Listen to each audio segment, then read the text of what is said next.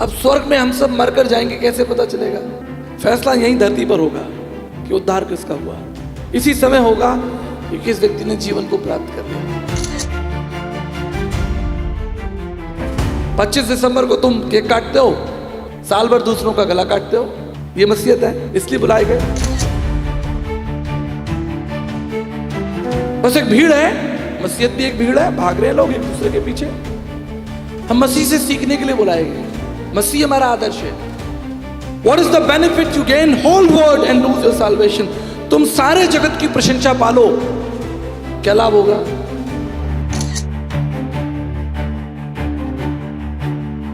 कई विद्वान इस धरती पर रहे, आज नहीं है। कहां चले गए? क्या लाभ हुआ? बाइबल कहती है जीवन तो वायु के समान है, हाथ में पकड़ो, कोई लाभ नहीं। फिर किस बात की लड़ाई है? आप इसलिए बुलाए गए जब आपको मसीह का दर्शन हो जाएगा, आपको अपने जीवन का दर्शन हो जाएगा, आपको अपने जीवन के कारण, इस संसार में होने का कारण पता चलना चाहिए आपको, मैं हूं क्यों। मैं परमेश्वर का धन्यवाद करता हूं। एक सुंदर विचार एक हमारे सामने है, जीवन दर्शन, जो कि हमें वचन से मिलता है। प्रभु का वचन यूहन्ना 8:32 में कहता है कि तुम सत्य को जानो, सत्य तुम्हें आजाद कर देगा, स्वतंत्र कर देगा। सत्य कोई दार्शनिक विचार नहीं है, सत्य कोई कहानी नहीं है, सत्य एक व्यक्तित्व है। सत्य मनुष्यों की खोज नहीं है, लेकिन सत्य से ही संपूर्ण ब्रह्मांड अस्तित्व में आया। इससे जब यीशु मसीह इस बात को कह रहे हैं कि तुम सत्य को जानो, ये प्रकृति के बारे में बातचीत करना नहीं है, समाज और संगठन के बारे में बातचीत। जो चीजें प्रत्यक्ष, जो चीजें दिखाई दे रही हैं, जो आंखों से देखी जा सकती हैं, जो शायद कानों से सुनी जा सकती हैं, ये उसके बारे में नहीं है। ये अगम्य है, ये पवित्र विराट है। इसी सत्य को जानो। यदि कोई चीज सरलता से आपके सामने है तो उसे जानने में कोई भेद ही नहीं है। सत्य को जानो यानी उसके लिए संघर्ष करो, उसे ढूंढो, उसे पाओगे, कहीं तो है वो। इसलिए मैं रतलाम की कलीसिया का और तमाम विश्वासियों का आदर करता हूं कि आप सब जो सत्य के खोजी हैं, यदि आप सत्य के खोजी हैं, उसे आप ढूंढ रहे हैं, आप उसे निश्चित पाएंगे। एक बुद्धिमान व्यक्ति एक सभा में था और एक जवान आया और कहा कि भाई आप कहते हैं कि सबका उद्धार हो सकता है, लेकिन सबका उद्धार क्यों नहीं हो रहा? आपने प्रचार किया कि सबका उद्धार हो सकता है, प्रभु इस संसार में उद्धार देने के, लेकिन सबका उद्धार क्यों नहीं हो रहा? कारण एक ही है कि यदि आप मनुष्य के हृदय को टटोलें और जाए पूछे कि आपको क्या चाहिए, जैसा प्रभु कहता है तुम्हें क्या चाहिए, तो आप झटपट अपनी आवश्यकताएं उसके सामने रख देंगे, जो आपके शरीर की आवश्यकता है। इसलिए आपका उद्धार नहीं हो रहा है। लेकिन यदि आप आत्मिक बातों पर, आत्मिक विषयों पर मंथन करेंगे तो आपका उद्धार निश्चित है। और उद्धार केवल ये नहीं कि एक दिन आप स्वर्ग जाएंगे, उद्धार केवल इतना नहीं कि एक दिन आप स्वर्ग, उद्धार की अवस्था में आप इस पृथ्वी पर रहेंगे। You will experience salvation, you will walk with salvation. Yeshu Masih इसलिए नहीं आया कि आप एक दिन मरकर स्वर्ग में प्रवेश कर जाएं। यीशु मसीह संसार में इसलिए आया था कि आप उद्धार के जीवन को पाकर इस पृथ्वी पर दृढ़ता से रहें। जब लोग आपको देखें, आपसे बातें करें, तो कहें कि इस व्यक्ति ने उद्धार पा लिया। आपके विचारों को सुने, आपके निकट आए और वो इस बात को कह सकेंगे कि इस व्यक्ति का उद्धार हो गया है। लोग फैसला करेंगे कि तुम्हारा उद्धार हो गया है। वो तुम्हारे विचारों से, तुम्हारे कामों से प्रकट होगा। एक पेड़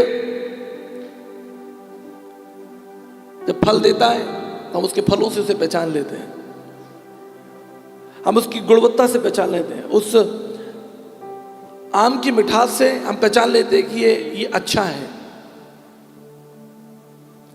अब स्वर्ग में हम सब मरकर जाएंगे, कैसे पता चलेगा? फैसला यहीं धरती पर होगा कि उद्धार किसका हुआ। इसी समय होगा कि किस व्यक्ति ने जीवन को प्राप्त कर लिया। यही निमंत्रण है। यही निमंत्रण अब्राहम को दिया गया था उत्पत्ति की पुस्तक उसके 17 अध्याय 1 पद में कि मैं सर्वशक्तिमान परमेश्वर हूं, मेरी उपस्थिति में चल और सिद्ध होता जा। प्रत्येक दिन आपके लिए उद्धार का दिन है। आज का दिन ही उद्धार का दिन है। उद्धार कोई वस्तु नहीं है, उद्धार एक अवस्था है कि आप परमेश्वर के साथ चल रहे हैं, यू वॉकिंग विद गॉड। उसने अब्राहम से कहा मेरी संगति में चल, मेरी उपस्थिति में चल, मेरे साथ साथ चल। साथ चलना ही उद्धार है। एक बार एक बड़ी सभा रखी गई, बड़े बड़े विद्वान आए, बड़े बड़े चित्रकारों को बुलाया गया। बोले जी स्वर्ग की कल्पना कीजिए, जो सबसे अच्छा स्वर्ग का चित्रण करेगा उसे इनाम मिलेगा। दूर दूर से विद्वान आए स्वर्ग की कल्पना करने के लिए। स्वर्ग कैसा होगा? किसी ने बड़े बड़े सोने चांदी के पहाड़ बनाए, किसी ने परमेश्वर का सिंहासन बनाया, किसी ने बादल बनाए, ठंडी ठंडी हवाएं चल रही हैं, स्वर्गदूत खड़े हैं। अरस्तु कहते हैं कि मनुष्य एक चिंतनशील प्राणी है। हर व्यक्ति चिंता में डूब गया कि भाई स्वर्ग की कल्पना की जाए, स्वर्ग का चित्रण बनाया जाए। एक छोटी बच्ची भी आई, उसने कहा मैं भी स्वर्ग का चित्र बनाना चाहती हूं। लोगों ने कहा बड़े बड़े विद्वान आए हुए हैं, तुम क्या करोगे और तुम्हें स्वर्ग के बारे में क्या पता? या तो बड़े बड़े दार्शनिक आए हुए हैं, तत्वदर्शी आए हुए हैं, प्रखंड पंडित आए हुए हैं, बड़े बड़े विदुषी आए हुए हैं जिन्होंने अथाह किताबें पढ़ी हैं, वो सब स्वर्ग की कल्पना करेंगे। तुम्हें क्या पता स्वर्ग के बारे में? बोले मुझे भी मौका दीजिए। 10 साल की बच्ची थी, मैं भी कुछ बनाऊंगी। अंत में सब चित्र इकट्ठे किए गए तो पहाड़, सोने के पहाड़, नदियां, स्वर्गदूत। अंत में उस छोटी बच्ची का चित्रण देखा, भाई तुमने क्या बनाया? उसने बनाया कि वो प्रभु यीशु मसीह के संग पेड़ के नीचे बैठी है, उंगली पकड़कर। यही सत्य है, जहां यीशु मसीह है वहीं स्वर्ग है।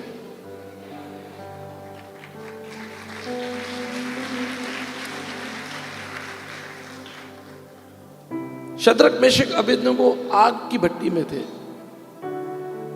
लेकिन यीशु मसीह वहां था। यही स्वर्ग है। जब दानियल को शेरों की मांद में डाल दिया गया, लेकिन परमेश्वर की उपस्थिति वहां थी। यही स्वर्ग है। इसलिए आप सब बुलाए गए हैं कि स्वर्ग का दर्शन करो, चिंतन करो उस परमेश्वर के बारे में जो तुम्हारा चिंतन कर रहा है। वो तुम्हारे बारे में सोच रहा है, तुम उसके बारे में सोचो। यही दर्शन है।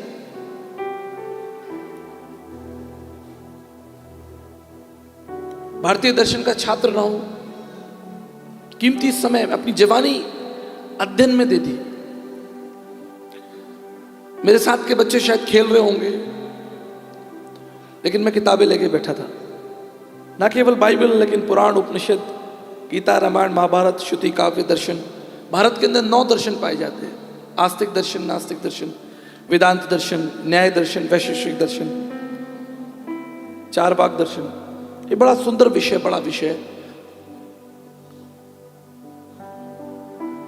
दर्शन क्या है? किसी चीज को देखकर, किसी वस्तु को देखकर उसके अंतिम छोर तक पहुंच जाना दर्शन कहलाता है। उदाहरण, ये मेज है, लकड़ी की मेज है।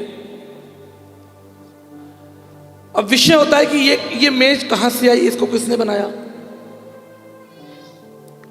इसको बनाने में किस लकड़ी का उपयोग हुआ, इसको बनाने में कितने लोगों का बल, परिश्रम लगा। क्या ये एक ही प्रकार की लकड़ी है, इसमें कई प्रकार की लकड़ियों का इस्तेमाल हुआ? इसका उपयोग क्या है? क्या क्या कर सकते हैं भाई?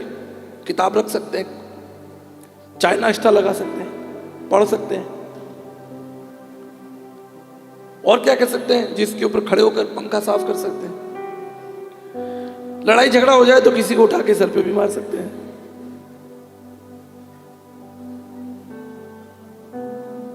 इसके अस्तित्व का कारण क्या है, इसके होने का कारण क्या है? यही दर्शन है।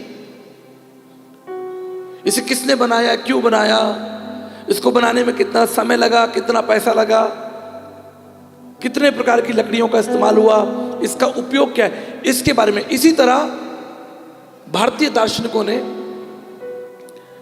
जब जीवन को देखा कि जीवन क्या है, जीवन कहां से आरंभ हुआ,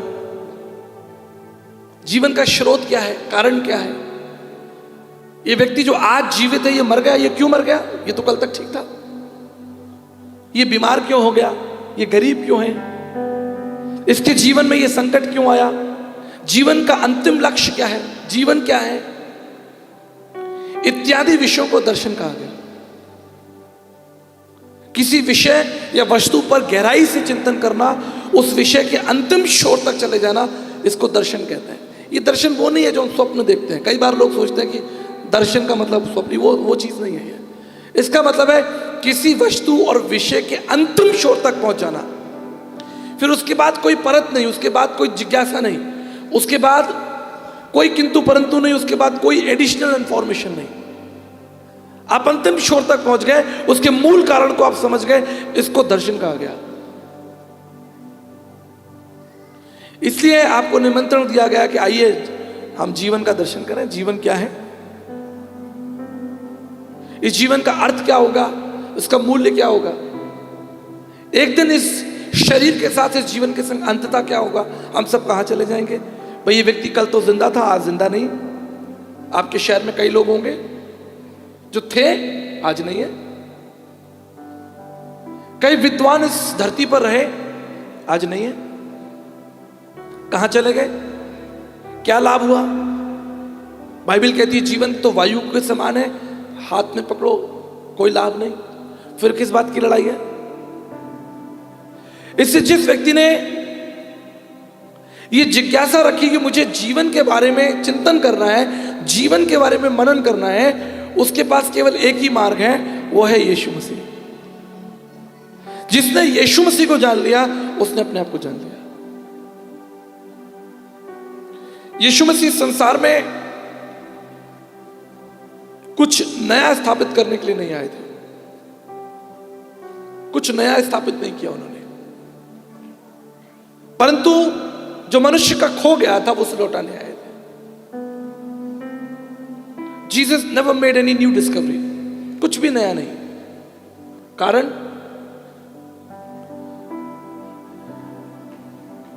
ब्रह्म सत्य जगत मिथ्या एकम सत्य द्वितीय नास्ति। परमेश्वर एक है, परमेश्वर सत्य है, और जो कुछ परमेश्वर के मुख से निकला सब सत्य है। जैसे मैंने कहा कि सत्य कोई विचार नहीं है, सत्य एक व्यक्तित्व है। हम परमेश्वर की बात कर रहे हैं। जब यीशु मसीह संसार में आए तो उसने कहा कि मैं इसलिए आया ताकि खोए हुओं को ढूंढ लो। और क्या संदेश था यीशु का, यही संदेश था, जो खो गया है उसे ढूंढ लिया जाए। इसे आप जब लूका उसका 5 अध्याय पढ़ते हैं, जब पहली बार प्रभु यीशु मसीह ने एक व्यक्ति को बुलाया जिसका नाम पतरस था। ये पतरस एक मछुआरा था,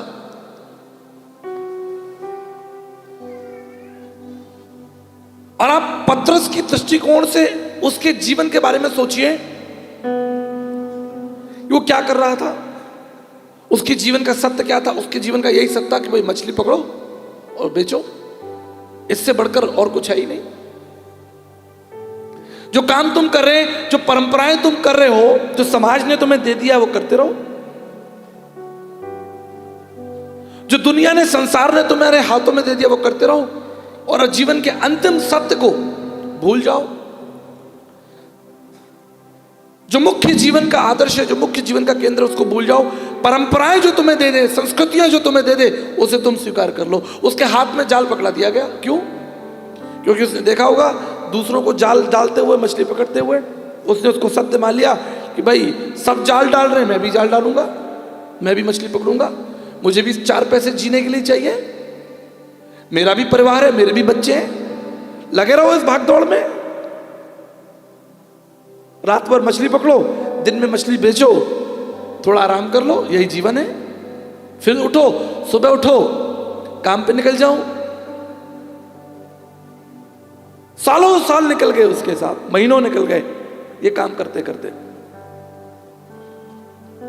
लेकिन एक दिन उसकी मुलाकात प्रभु यीशु मसीह से हो गई। जब मैं उसको अध्ययन करता हूं तो मुझे उसमें कोई विशेष बातचीत तो दिखती नहीं, कोई रॉकेट साइंस तो दिखता नहीं। मैं स्पेस साइंस का स्टूडेंट रहा हूं, I understand cosmology in space science, मेरा विषय रहा है, मुझे बड़ा आनंद आता है।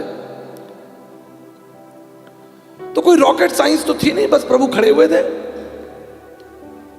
रात भर उन्होंने मेहनत की, 5-5 में लिखा, रात भर उन्होंने मेहनत की, कुछ नहीं मिला।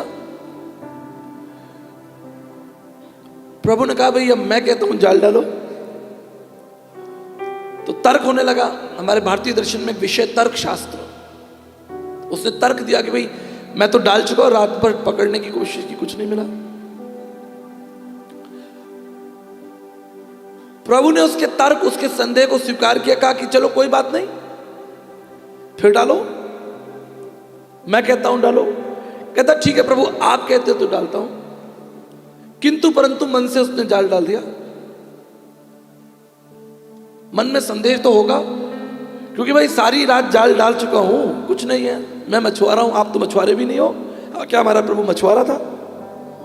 हमारे प्रभु को मछुआरे का कोई एक्सपीरियंस नहीं। लेकिन उसने कहा तुम डालो। उसने कहा ठीक है प्रभु, आप कहते हैं मैं डालता हूं। जाल डाला गया, इतनी मछली पकड़ ली कि उसने अपने जीवन काल में ऐसा कभी देखा ही नहीं होगा। हम 2-4-5 मछली, विवाइन भाई कह रहे थे मछली पकड़ना कोई, कह रहे पेशेंस का काम है, बैठे रहो, बंसी डाल के, एक जाल डाल के बैठे रहो। और यहां 2 मिनट नहीं लगे, पूरा जाल भर गया। पतरस की पहली प्रतिक्रिया क्या रही? वो प्रभु के पांव पे गिर पड़ा। आप जानते क्यों? इसलिए नहीं कि उसने बहुत मछलियां पकड़ी थी, वो तो उसका काम था। इसलिए कि उसका साक्षात्कार प्रभु से, सत्य से हो गया। उसने सत्य को देख लिया अपनी आंखों से, अपनी आंखों से, अपनी खुली आंखों से सत्य को देख लिया। ये सत्य उसके पांव में गिर पड़ा। कहने लगा हे प्रभु, मैं तो पापी हूं। यहीं से जीवन की उत्पत्ति हो गई, यही जीवन है।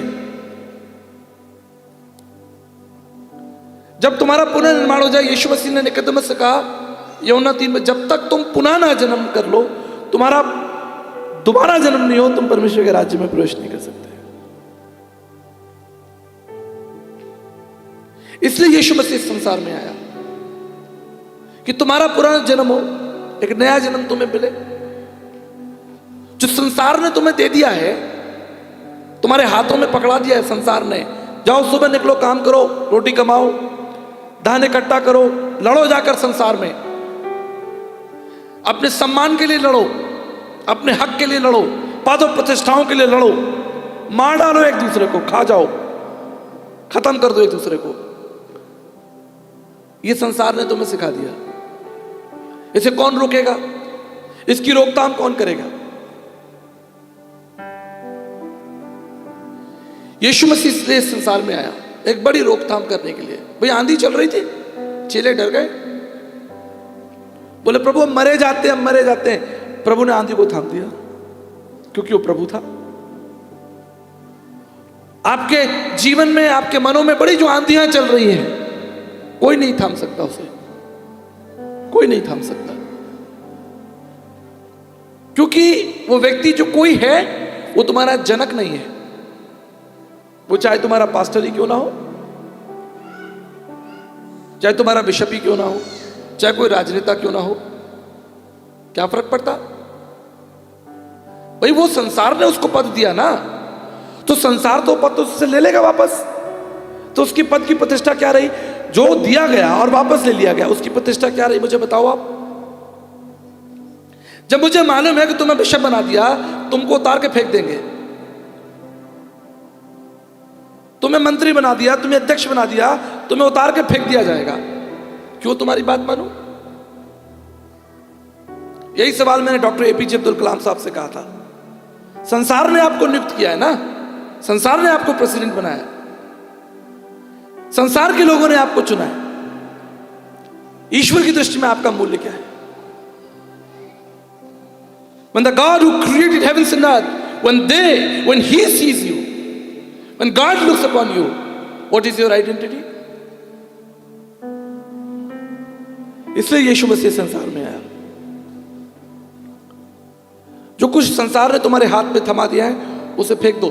बाइबल कहती है पतरस ने जाल फेंक दिया, उसने जाल फेंक दिया, उसने कहा मैं आपके पीछे आऊंगा। प्रभु ने निमंत्रण दिया ना। वो पतरस जो मछुआरा था, कहीं भीड़ में नाव में बैठा मछली पकड़ रहा, मर जाता, उसे आपको क्या पता चलता पतरस कौन है? आप मुझे बताओ, कितने लोग मछली पकड़ पकड़ के मर गए, या खेती किसानी करके मर गए, जॉब बिजनेस करके मर गए। पतरस भी मर जाता, लेकिन उसे एक चुनाव किया, उसने प्रभु के पीछे चल दिया। आज 3000 से ज्यादा कॉलेज और यूनिवर्सिटी पतरस के नाम पर है, सेंट पीटर, पूरे विश्व के अंदर। कहीं खड़े हो जाओ, अफ्रीका, जापान, कोरिया, स्पेन, कहीं खड़े हो जाओ, जब मानव सभ्यता है, जहां इंसान रहते हैं, खड़े हो जाओ और जाकर पूछो अमेरिका में, कोरिया में, कनाडा में, ब्राजील में, थाईलैंड में, स्पेन में, बर्मा, टर्की में, कहीं खड़े हो जाओ, पूछो do you know Saint Peter? पतरस को जानते हो? उनकी भाषा में वो कहेंगे हम जानते हैं। अमर हो गया सदा के लिए। आपको एक निर्णय लेना पड़ेगा। कई वर्षों पहले हमारे राजस्थान के मुख्यमंत्री अशोक गहलोत जी ने मुझे एक पत्र लिखा। बड़ा प्रशंसा से भरा हुआ पत्र था कि आपकी सेवाओं के लिए हम कृतज्ञ हैं। तो जब पत्र मेरे पास में आया तो मेरे ऑफिस के कुछ लोगों ने, भाई चीफ मिनिस्टर ने पत्र भेजा है आपको, प्रशंसा पत्र भेजा है, उसको दीवार पे लगा दिया ताकि आने वाले लोग देखें, अरे भाई चीफ मिनिस्टर साहब का पत्र है। घूम रहे हैं लोग बड़े बड़े सम्मान पाने के लिए, चल रहा है। कोई राष्ट्रपति सम्मान दे रहा है, कोई प्रधानमंत्री सम्मान दे रहा है, कोई चीफ मिनिस्टर सम्मान दे रहा है। सम्मान की तो लड़ाई, और क्या लड़ाई है मुझे बताओ आप? अभी भी यहां बैठे सम्मान के लिए तो बैठे, लड़ाई युद्ध से सम्मान का ही है। तो मेरे सहयोगी ने, मित्र ने दीवार पर लगा दिया पत्र की, साहब अशोक गहलोत जी ने आपको प्रशंसा दी है, लोग वो देखें, थोड़ा आए, हमारा मान सम्मान बढ़े, प्रतिष्ठा हो हमारी कि जी चीफ मिनिस्टर साहब कुछ कह रहे हैं। चलो ठीक है, मैं तो इन पे इतना ध्यान नहीं देता। वो बारिश का मौका हुआ, दीवार में सीलन आ गई, सीलन जो है वो पत्र को खा गई। अब मैंने पूछा अपने लोगों से, भाई क्या फायदा बताओ यार, तुम तो नाच रहे थे, ऐसे प्रशंसा पत्र का क्या फायदा जो मनुष्य तुम्हारी प्रशंसा कर रहा हो? मुझे बताइए आप। सत्य यह है कि मनुष्य मिट्टी और मिट्टी में मिल जाएगा। इस सत्य को तुम भूल गए, और जो झूठा सत्य है उसे तुम सर पे रख के नाच रहे हो। इसलिए यीशु मसीह संसार में एक तोड़फोड़ करने के लिए,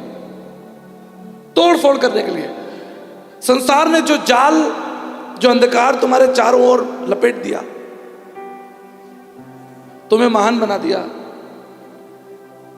तुम्हें विशेष आदर और महिमा। तभी तो मैं ये फूल वूल नहीं लेता। कितनी बार मैं मना करता हूं अपने आयोजकों को, इसलिए मैं 15 साल हो गई माला नहीं पहनी मैंने अपने गले में। सुबह हमारे प्रिय मित्र साहब स्टीफन जी, स्टीफन ही नाम है ब्रदर आपका, लालू स्टीफन साहब, माला वाला लेके रेलवे स्टेशन पे खड़े हुए थे। अरे मैंने कहा आप ये माला वाला क्यों ले आए? मैंने कहा जी मैं क्षमा चाहता हूं, माला तो मैं गले में पहनता नहीं। कारण भी दे देता हूं, नहीं तो जिज्ञासा रहेगी, आपके पेट में दर्द होगा कि भाई कारण तो बताया नहीं। मैं पंजाब गया आज से 15 साल पहले, पुरानी बात होगी, 16-17 भी हो गई होगी, इतना याद नहीं है। तो बड़ा कार्यक्रम था, लगभग 50-60 हजार लोग बैठे हुए थे। जैसे ही मैं एंटर करा तो मार फूल वूल फेंक रहे लोग, खुश हो गए साहब कि आचार्य जी आए।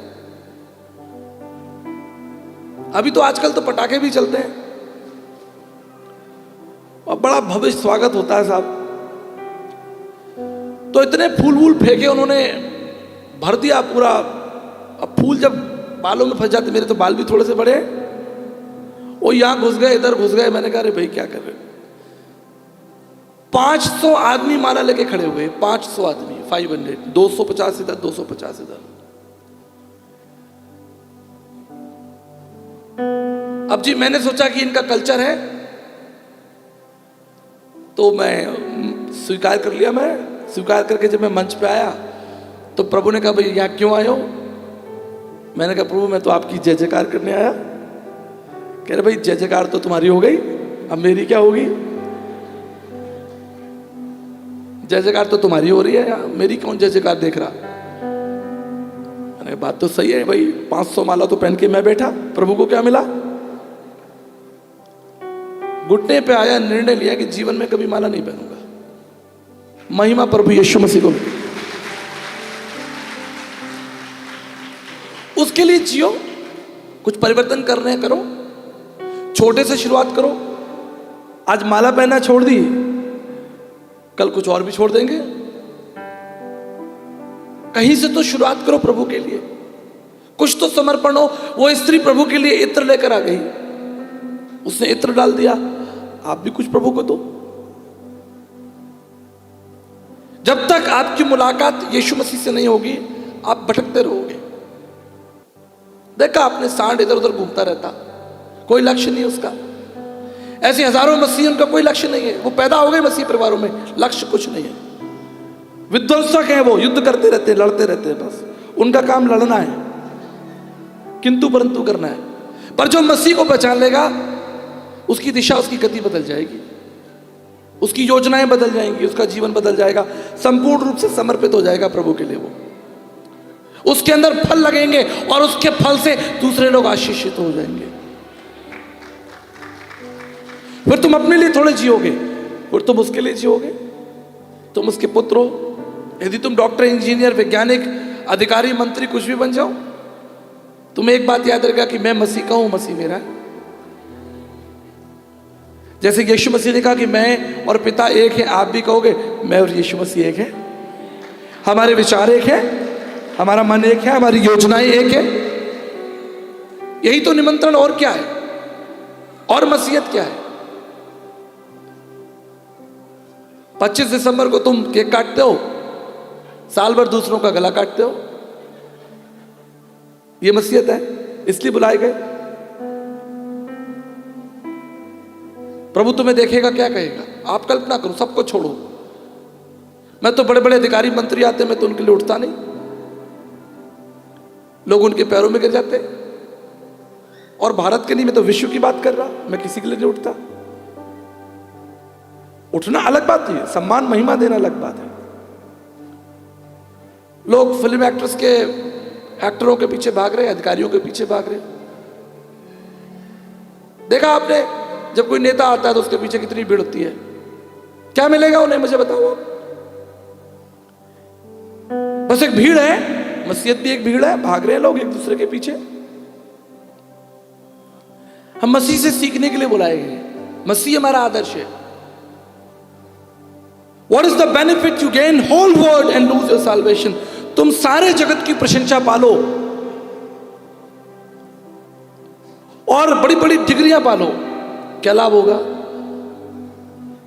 मैं आपको सच बताता हूं, मैं भारत का फर्स्ट ईडीआई इंजीनियर हूं, इलेक्ट्रॉनिक डेटा इंटरचेंज। 2001 में, उस समय बैंक्स आपस में कनेक्टेड नहीं थे। ये जो पेटीएम, जीपे आप यूज करते हैं ना, ई बैंकिंग यूज करते हैं, बैंकिंग ट्रांसफर करते हैं, ये जो आप अमेजॉन फ्लिपकार्ट फटाफट करते हैं। ये 25 साल पहले भारत में इसका सेटअप ही हम लोगों ने किया था। मैं एसक्यूएल का इंजीनियर था, एसक्यूएल ओरेकल 9i एक्सपर्ट था मैं। आगरा यूनिवर्सिटी से टॉप किया मैंने। उसके बाद फिलॉसफी में भी स्टडी की और बहुत सारी स्टडी मेरी है। आज 20-25 साल हो गए, लगभग 20 साल तो हो ही गए। मैंने अपनी डिग्रियां नहीं देखी कहां पड़ी है भी कि नहीं मुझे पता ही नहीं। कभी मैं आपको सच बता रहा हूं, प्रभु के मंच में बैठा मुझे पता ही नहीं कि मेरी फाइलें कहां रखी है। यदि मेरे परिवार के लोगों ने रखी होगी तो रखी होगी।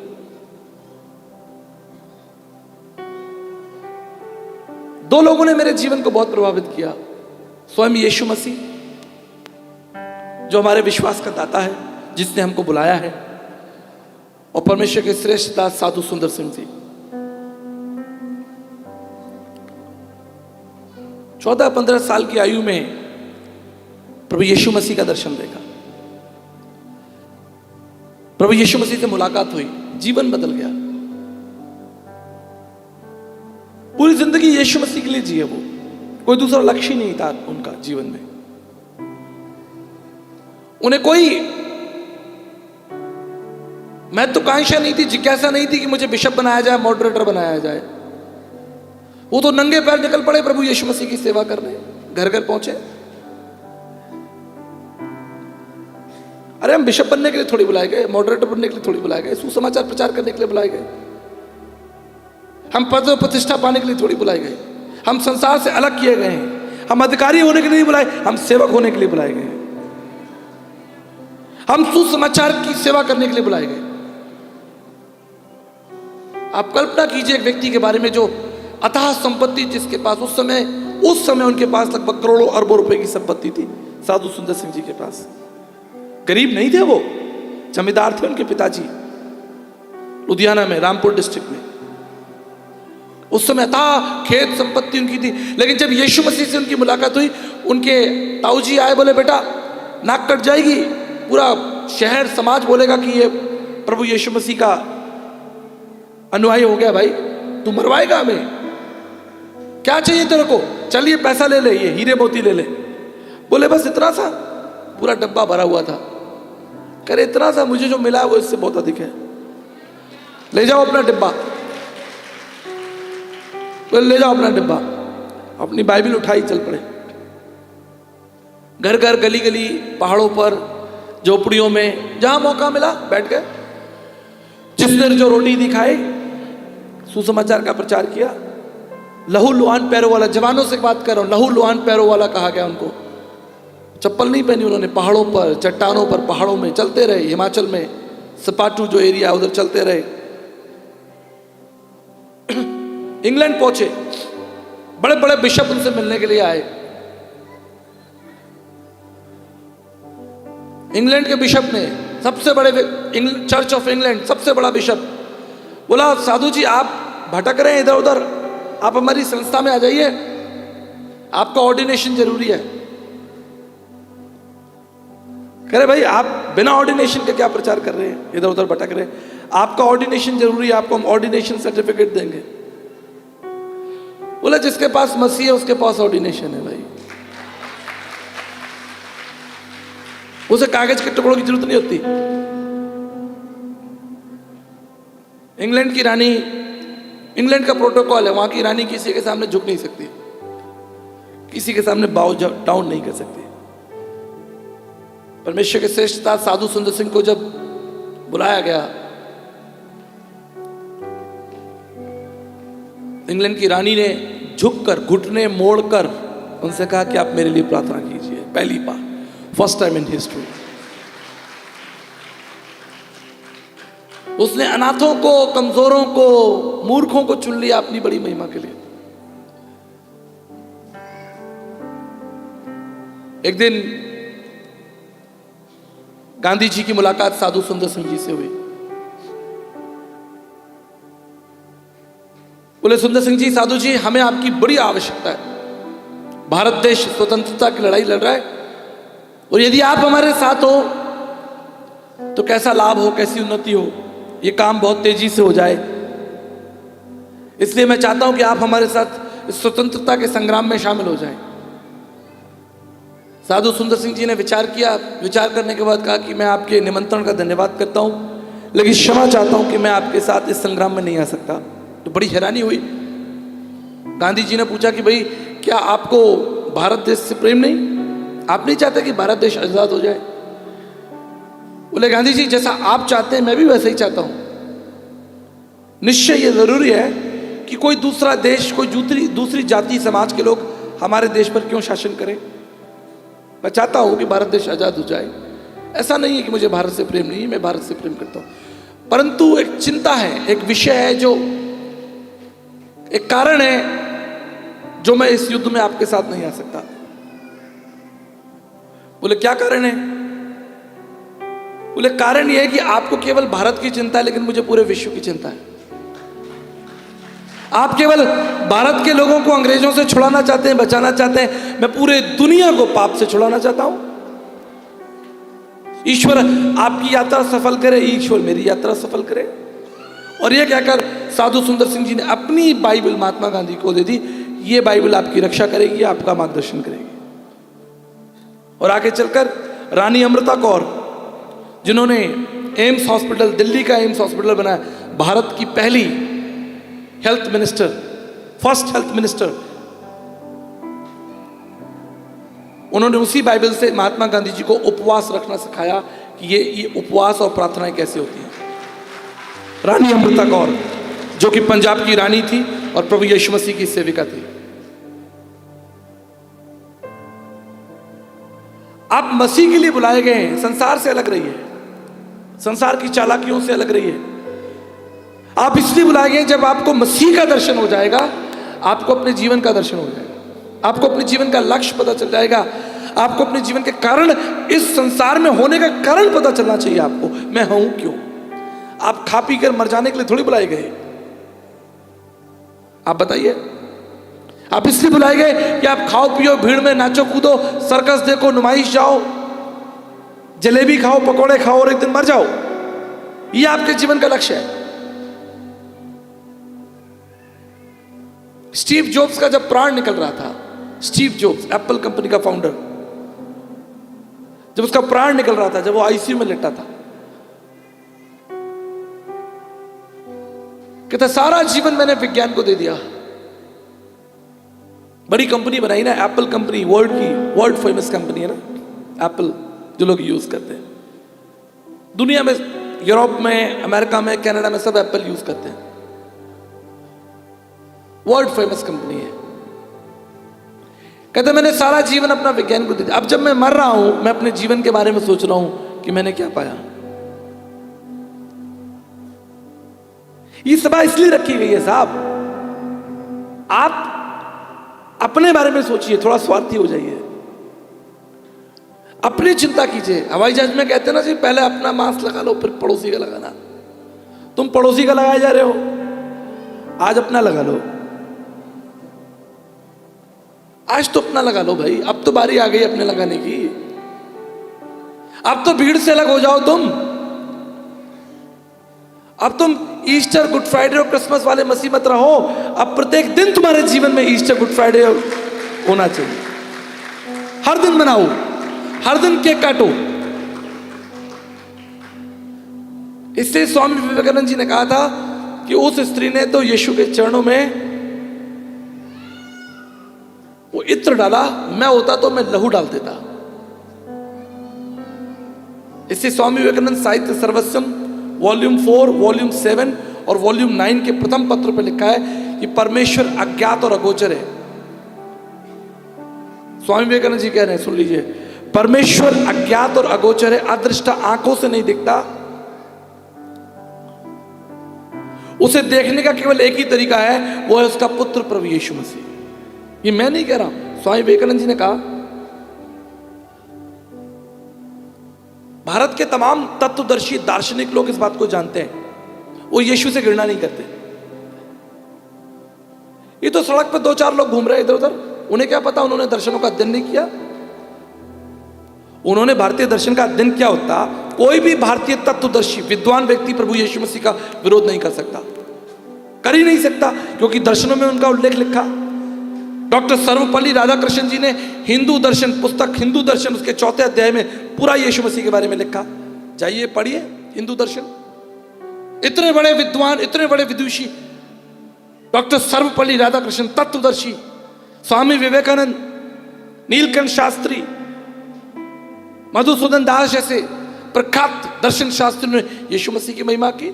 पंडिता रमाबाई, नीलकंठ शास्त्री, बड़े बड़े तत्वदर्शी रहे भारत के अंदर। कैसी विडंबना है। अब विडंबना तो होगी भाई, जब गैर विश्वासी क्या करें, जब मसीह विश्वासी जो यहां बैठे वही मसीह को नहीं जानते, तो गैर विश्वासी क्या करेंगे? ठीक कर रहे हैं वो। जब तुम ही मसीह को नहीं जान पाए, वो क्या जानेंगे?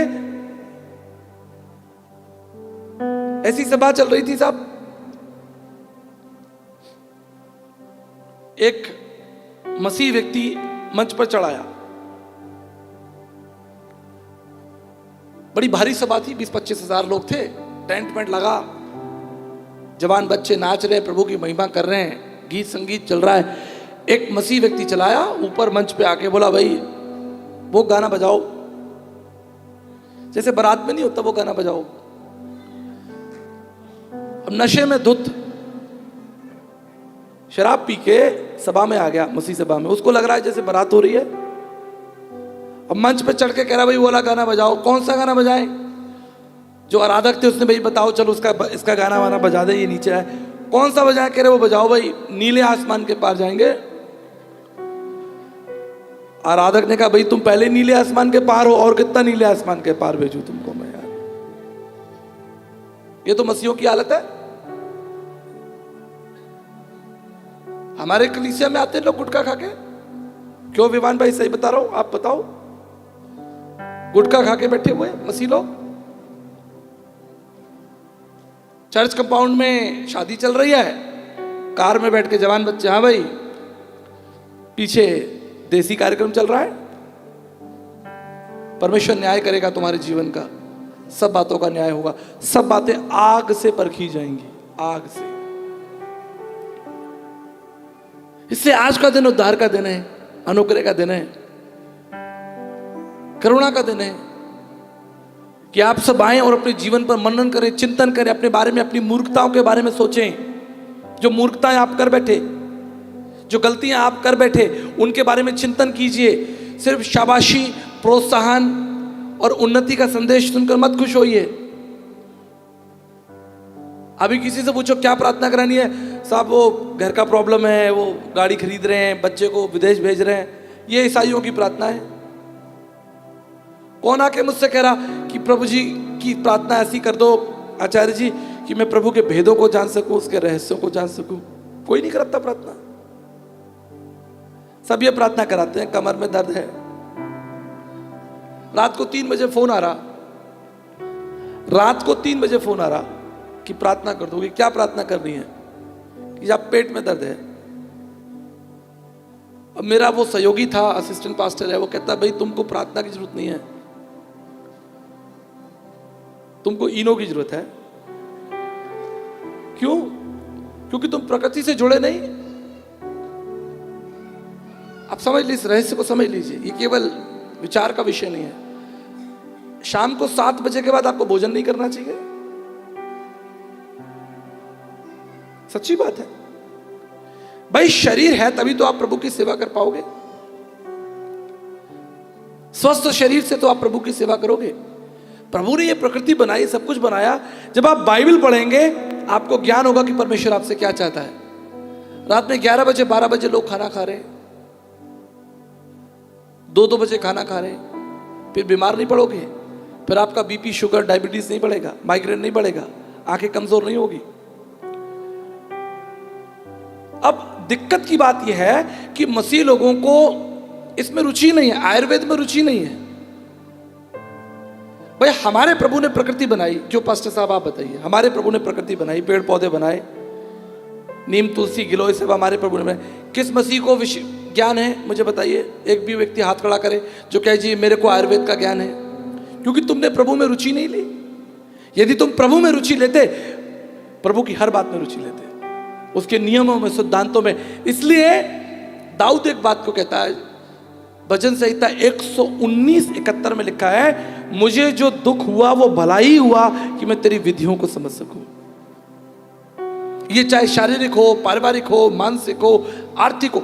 यदि आपके जीवन में कोई भी कष्ट है, शारीरिक कष्ट है, इसलिए क्योंकि आप प्रकृति के विरोध में चल रहे हैं, आप भरपूर नींद नहीं ले रहे, आप भोजन, संतुलित भोजन नहीं ले रहे, आपके जीवन में आत्मिक बातों को समझने, सीखने के लिए कोई जिज्ञासा ही नहीं। लोग सोचते हैं कि ठीक है भाई, कोई पादरी प्रचार करेगा, हम सुन लेंगे। वचन पढ़ने का तो मैं कहता हूं कि खत्म ही हो गया। एक जवान को मैंने बोला, भाई निकालो नहमिया की पुस्तक, वो पीछे ढूंढ रहा नए नियम में जाके। भाई मैंने कहा नहमिया तुमको वहां नहीं मिलेगा, वहां मिलेगा। ये हमारे जवानों की हालत है मेरे प्रियो। इसलिए यीशु मसीह ने कहा लौट आओ। उड़ाऊ पुत्र जब इस बात को उसको अनुभव हो गया, लूका 15 के अनुसार जब उसे इस बात का अनुभव हो गया कि मुझे लौटना चाहिए, वो लौट गया। वो घमंड में आगे नहीं बढ़ा कि अब मैं नहीं लौटूंगा जी, अब तो मैं और आगे जाऊंगा, मुझसे गलती हो गई है, अब तो मैं जा ही नहीं सकता। यदि आपको लगता है कि आपने मूर्खता की है, आप लौट आइए मसीह के पास में, कोई देर नहीं हुई। और आपको किसी की सलाह, किसी की राय की आवश्यकता नहीं है। परमेश्वर आपसे आज भी प्रेम करता है। मेरे साथ वचन निकाल लीजिए, यूहन्ना उसका 10 अध्याय और उसके 11 पद को पढ़ लीजिए। यीशु मसीह ने कहा, अच्छा चरवाहा मैं हूं जो अपनी भेड़ों के लिए अपना प्राण देता है। I am a good shepherd who can lay his life for you. इस विषय को समझ लीजिए, इसके गहराई को समझ लीजिए। जैसा मैंने कहा, दर्शन का मतलब होता है किसी विषय, वस्तु या व्याख्या के अंतिम छोर तक जाना। अब आपने पढ़ लिया कि यीशु मसीह ने कहा कि मैं अच्छा चरवाहा हूं और अच्छा चरवाहा अपने भेड़ों के लिए प्राण देता है। यह सुनकर आप चले गए, इसका अर्थ अनुभव आपको मिला ही नहीं, तो फिर क्या फायदा। भारतीय दर्शन में एक विषय है कर्मयोग। कर्मयोग का मतलब यह है, जो व्यक्ति कह रहा है क्या वो व्यक्ति कर रहा है। जो व्यक्ति सोच रहा है, बोल रहा है और कर रहा है, उसे कर्मयोगी कहा गया। जैसे मैं आपसे कहूं कि आप सिगरेट मत पीजिए, तंबाकू मत खाइए, आप किसी से घृणा मत कीजिए, और मैं खुद घृणा करूं, मैं खुद तंबाकू खाऊं, सिगरेट पीऊं, तो मैं कर्मयोगी नहीं हूं। कर्मयोगी कौन है? जो सोचा गया, जो बोला गया, वो किया गया, उसमें समानता हो। भाई मैं आपकी सहायता करूंगा, ये मैंने सोचा, मैंने बोला और मैंने आपकी सहायता की, मैं कर्मयोगी हूं।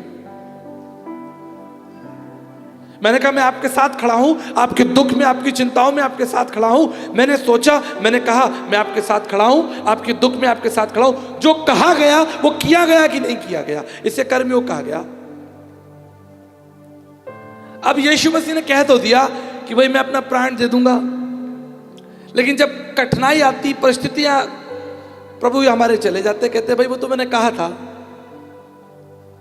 जैसे चुनावी वादे हमारे नेता लोग करते हैं, भाई मैं करूंगा, तू करके दिखा, मैं कर दूंगा, आप मुझे वोट दे दो, मैं कर दूंगा। वोट भी दे दिया, अब तू करके दिखा। आज 4 साल हो गई, मेरे घर के बाहर की गली सुधर नहीं रही। आइए आप जयपुर में, मेरे घर के सामने 4 साल हो गए, डेली लड़ाइयां होती है, झगड़े होते हैं उसके लिए। और मैं तो इन विवादों से निकल चुका। मैंने कहा तुम सड़क बनाओ ना बढ़ाओ, भाई मैं तो अपना स्वर्ग का रास्ता मैंने नाप लिया है। कितना झूठ है। इसलिए यीशु मसीह पर चिंतन कीजिए आप।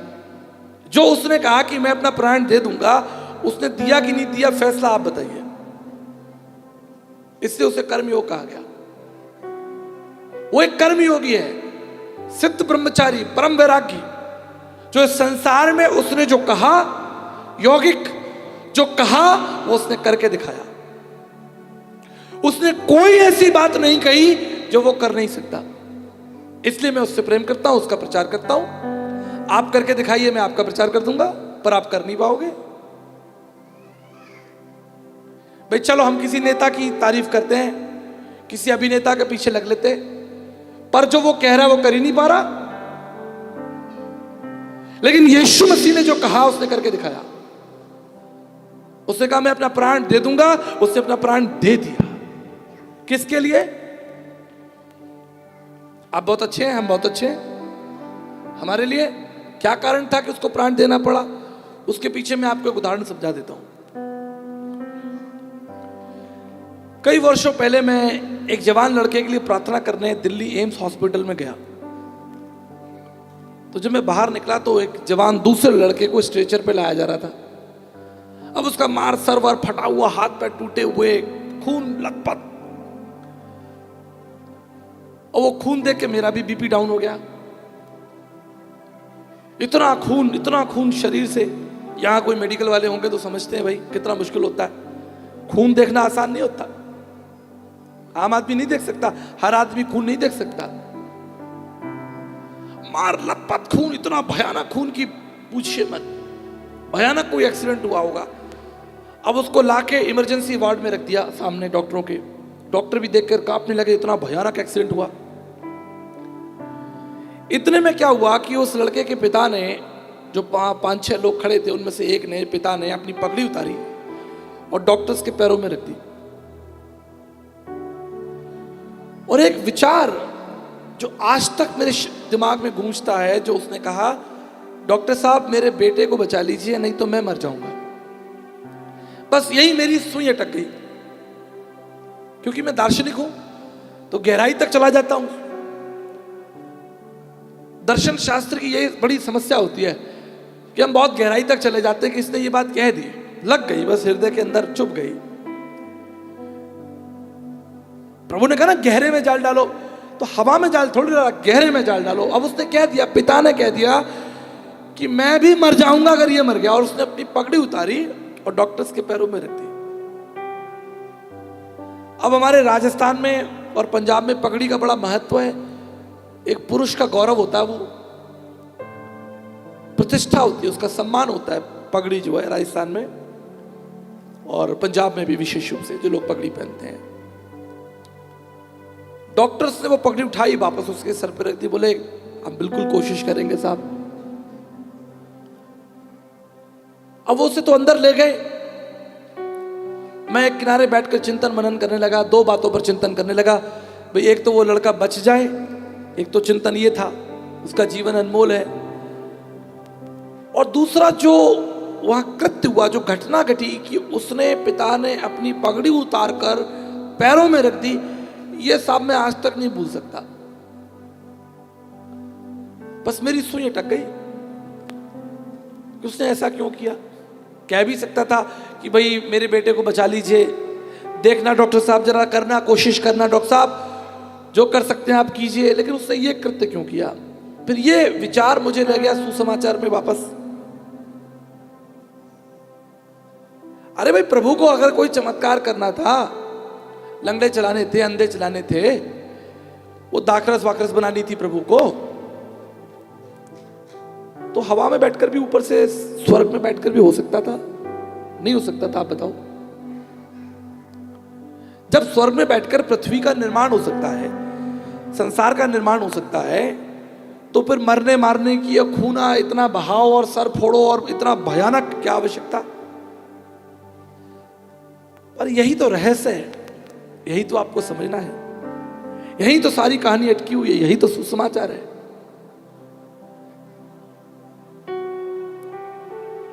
कि एक पिता अपने पुत्र की रक्षा के लिए जो उसके लहू का लहू है, जो उसके शरीर का शरीर है, वो प्राण देने को तैयार है। कहता मैं मर जाऊंगा।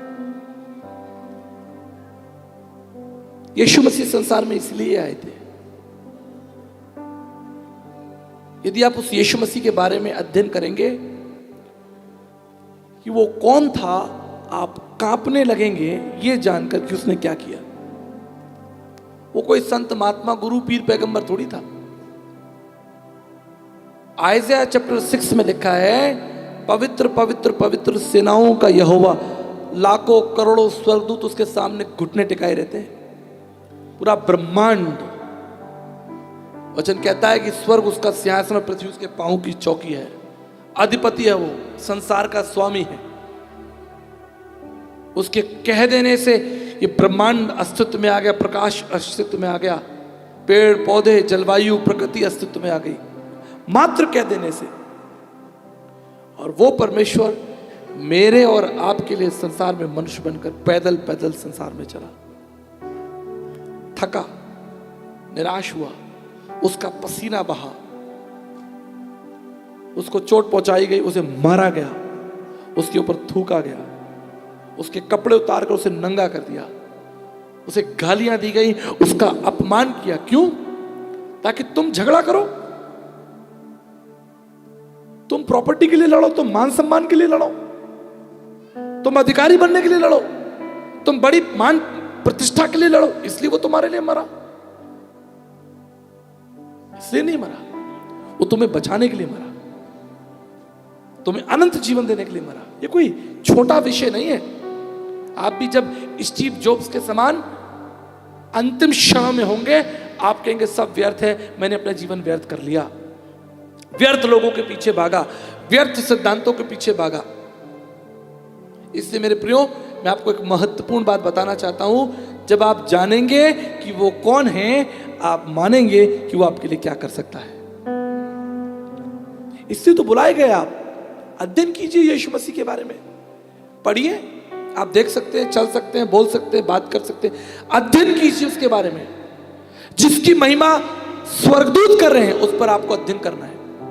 जिसकी जय जयकार ये प्रकृति ब्रह्मांड कर रहा है, उसके बारे में आपको अध्ययन करना है और उसके जैसा बन जाना है। उसने कहा मेरे समान बन जाओ, मेरे पीछे आओ, अपना सब कुछ बेचकर मेरे पीछे चलो, सब कुछ छोड़कर। भाई वचन कहता है यूहन्ना 6 में, एक जवान लड़का यीशु मसीह के पास में आया, धनवान था, जवान था। उसने कहा मैं अनंत जीवन पाने के लिए क्या करूं? प्रभु ने कहा अपना सब कुछ बेचकर कंगालों को दे दे, मेरे पीछे हो ले। यदि तुम्हें सब कुछ बेचना त्यागना भी पड़े मसीह के पीछे चलने के लिए, सब त्याग दो, सब छोड़ दो। हर वो बात जो तुम्हारे मसीह के बीच में आ रही हो, उसे त्याग दो, छोड़ दो। चाहे वो घमंड हो, ईर्ष्या हो, जलन हो, दुष्टता हो, छल कपट हो, तुम्हारी भाषा हो, पद प्रतिष्ठा, मान सम्मान हो, हर उस चीज को त्याग दो जो तुम्हें मसीह से दूर करती है। उसका मूल्यांकन करो, कौन कौन सी ऐसी चीजें हैं जो मुझे मसीह से दूर करती है, कौन कौन से ऐसे पद प्रतिष्ठा, मान सम्मान, ज्ञान। एक जवान भाई, उड़ीसा की बात है, मेरे पास में उन्होंने कहा कि साहब मैं वैसे तो प्रभु को प्यार करता हूं, लेकिन ओकेजनली ऑफिस पार्टी में शराब पी लेता था। ऑफिस वगैरह में, आईटी इंडस्ट्री में काम करता हूं तो थोड़ा बहुत हमारे यहाँ चलता है। कहते हैं मैं शौक से पीता हूं, जब जब पीता हूं मैं ये सोचता हूं कि यार गलत तो है, फिर लगता क्या, चलो यार कोई बात नहीं, ऑफिस की पार्टी है। इस आत्मग्लानि में सालों साल निकल गए। कहते एक दिन आपका संदेश सुना कि कोई भी ऐसी चीज जो मसीह से तुम्हें दूर ले जाती हो, तुम उसे जीवन से दूर कर दो। कहते साहब आज 3 साल हो गए मैंने पिया नहीं। पिछले दिनों में रांची में था, शहर के एक बहुत प्रतिष्ठित धनवान व्यक्ति मुझे अपने घर ले गए। कहते आचार्य जी आपको एक चीज दिखानी है, मेरे घर चलिए, आपका दोपहर का भोजन भी मेरे घर पर है। तो मैं चला गया, तो उन्होंने मुझे एक दीवार दिखाई, जैसे ये पीछे दीवार है, पूरी दीवार पर कम से कम 700-800 किताबें रखी हुई। कहते हैं साहब मेरी गवाही है। मैंने कहा बोलिए।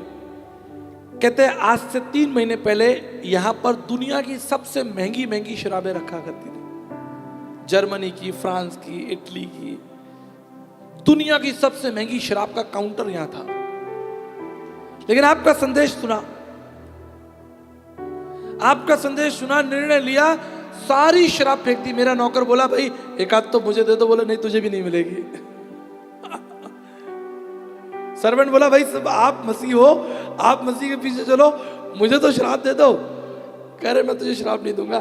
सारी शराब उन्होंने फेंक दी और दीवारों पर परमेश्वर का वचन और 500 से अधिक किताबें लाके रख ली, लाइब्रेरी बना दी। मेरा एक संदेश था कि आपके घरों में लाइब्रेरी होनी चाहिए मसीह की।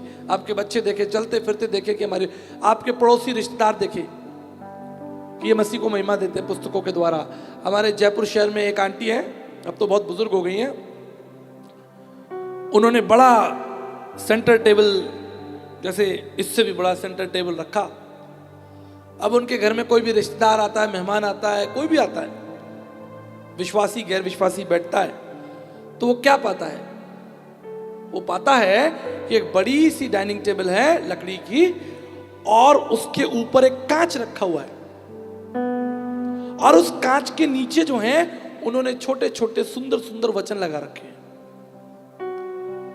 आप कोई भी गैर विश्वासी आया, कोई भी आया, बोला मैं तेरी सहायता करूंगा, मत डर, मैं तेरे साथ हूं, यहोवा तेरी रक्षा करे, तेरी आने जाने में रक्षा करे। अब जो भी लोग आ रहे हैं वो बड़े हैरान है कि भाई ये क्या सुंदर सुंदर वचन, हमने तो ऐसे कभी देखे नहीं। कहती बेटा मैं यही सेवा कर सकती हूँ, मेरी यही मिनिस्ट्री है, मैं तो बुजुर्ग हूं, मैं कहां जाऊं।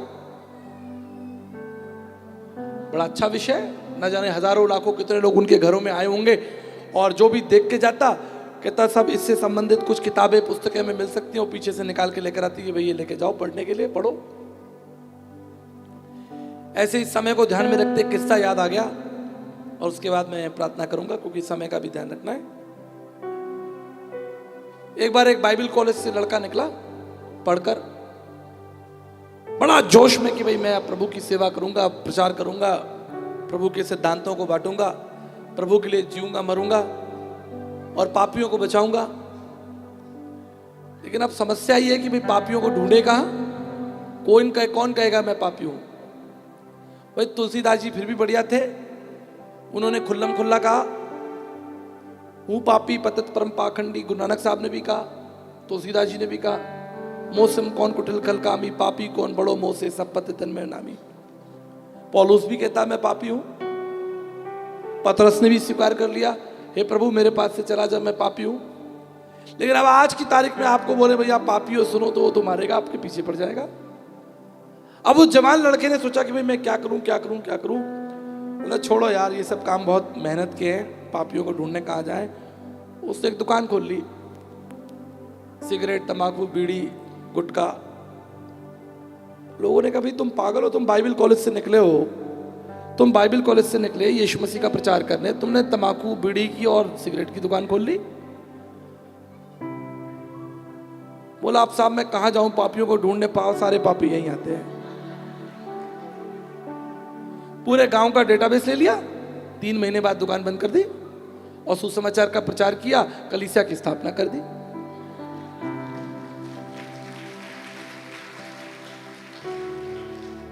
अब भाई ये जवान लोग कहीं कल फॉर्मूला कल तुम अप्लाई करने मत लग जाना यार।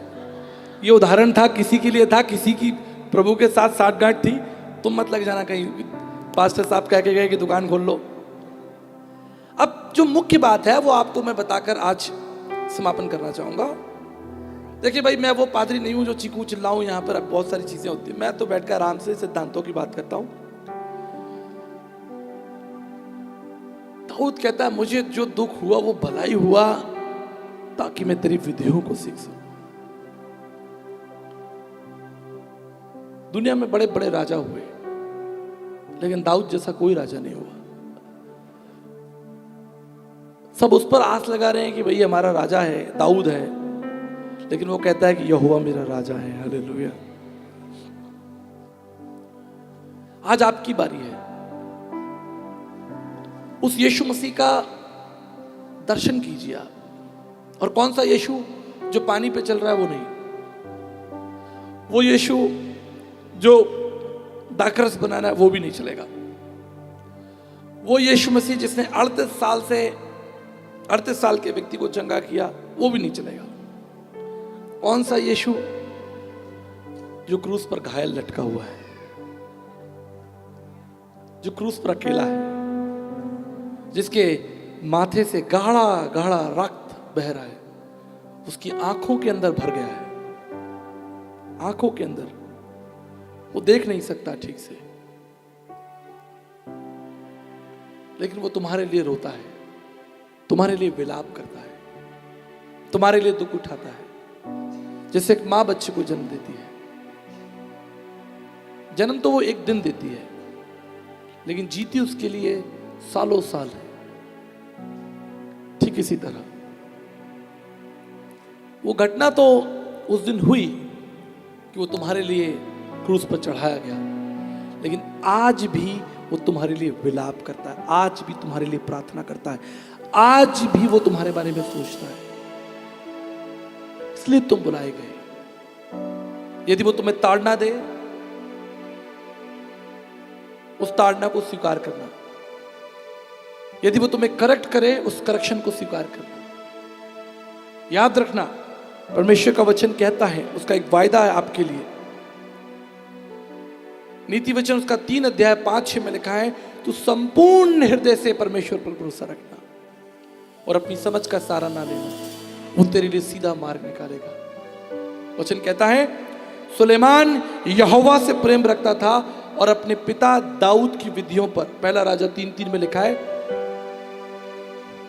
कि सुलेमान यहोवा से प्रेम रखता था और अपने पिता की विधियों पर चलता था।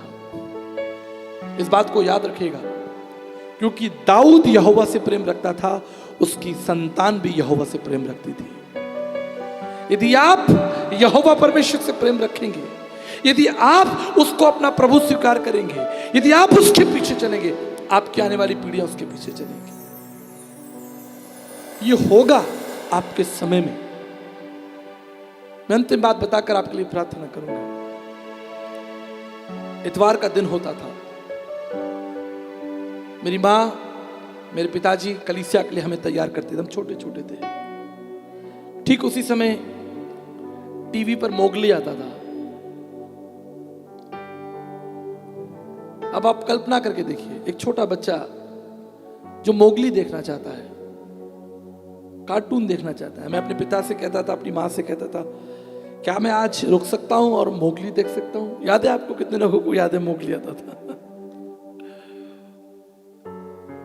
मेरी माँ मेरे पास में आती, मुझे प्यार से समझाती, कभी डांटती, लेकिन हमेशा मेरा हाथ पकड़कर मुझे चर्च ले जाती। मैं चर्च में बैठा सोचता था कि आज मोगली में क्या दिखाया गया होगा, आज क्या हुआ होगा। लेकिन मैं हाथ उठाकर धन्यवाद देता हूं, मेरी माँ सही थी, मेरे पिता सही थे। आज आपकी बारी है। उस यीशु मसीह के पीछे चलिए। What will be the benefit if you gain everything and lose your salvation? संसार की सारी सम्मति आपको मिल जाए, लेकिन अंत में तुम्हारा प्राण, तुम्हारा जीवन, तुम्हारी आत्मा अंधकार में डाल दी जाए। अभी भी समय है, वो द्वार खुला है। वचन कहता है कि परमेश्वर ने नोहा से कहा कि तू अंदर चला जाना और मैं इस द्वार को बंद कर दूंगा। जो अंदर थे वो बच गए, परंतु जो बाहर थे वो नाश हो गए। द्वार बंद कर दिया गया। आज द्वार खुला हुआ है। आज मूल्यांकन का द्वार खुला हुआ है। आज दर्शन का द्वार खुला है। आज विचार करने का द्वार खुला हुआ है। आज निकट आने का द्वार खुला है। मेरी प्रार्थना आपके साथ है, मेरी ब्लेसिंग्स आपके साथ है। याद रखिएगा, उसने स्वर्ग की महिमा को त्यागा, इस संसार में मनुष्य बनकर आया, हमारे लिए अपमानित हुआ। किसी बड़े दार्शनिक ने कहा है कि शरीर की चोट का दर्द भरा जा सकता है। शरीर में कोई चोट लग जाए, उसका दर्द थोड़े समय के बाद चला जाएगा, लेकिन अपमान का दर्द कभी नहीं जाएगा। अपमान का दर्द कभी नहीं जाएगा। शरीर से वो घायल किया गया, लेकिन कल्पना कीजिए जब उसके मुंह पर थूका गया होगा। वो परमेश्वर जिसने आदम और हव्वा की नंगता को ढका, उसके कपड़े उतार लिए गए, उसे नंगा कर दिया गया। ये वही परमेश्वर था जिसने अदन की वाटिका में आदम और हव्वा को ढका था। ये वही परमेश्वर है जो आज क्रूस पर मेरे और आपके लिए बिना कपड़ों के लटका है, सिर्फ इसलिए कि तुम उसका दर्शन कर सको, तुम उसको जान सको कि वो कौन है। जिसने घायल यीशु मसीह का दर्शन कर लिया, उसने जीवन को देख लिया, उसने सब कुछ प्राप्त कर लिया।